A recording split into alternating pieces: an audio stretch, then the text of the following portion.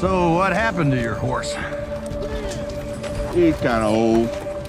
I done had him for a bit. When weather took a turn for the worse, well, he done what he could, but he couldn't make it. That's too bad. Yeah, it is. Me and old Laston rode a lot of miles together.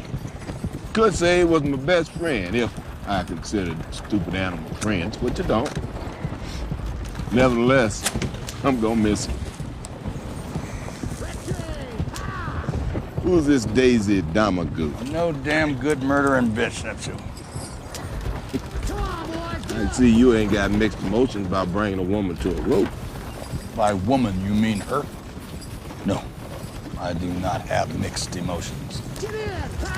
So you taking in the Red Rock to hang? You bet. You gonna wait around and watch it? Oh, you know I am. I want to hear her neck snap with my own two ears. You never wait to watch them hang? My bounties never hang, because I never bring him in alive. Never. Never, ever. We talked about this in Chattanooga. Bringing desperate men in alive is a good way to get yourself dead.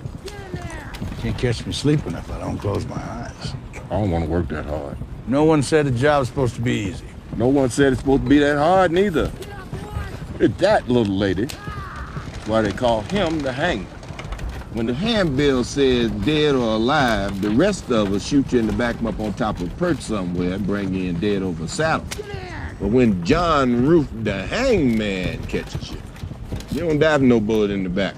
When the hangman catches you, you hang. You overrate him, nigga. I'll give you he got guts. But in the brains department, you're like a man who took a high dive in a low well. Now, Daisy, I want us to work out a signal system of communication. When I elbow you real hard in the face, that means shut up. You got it? Got it.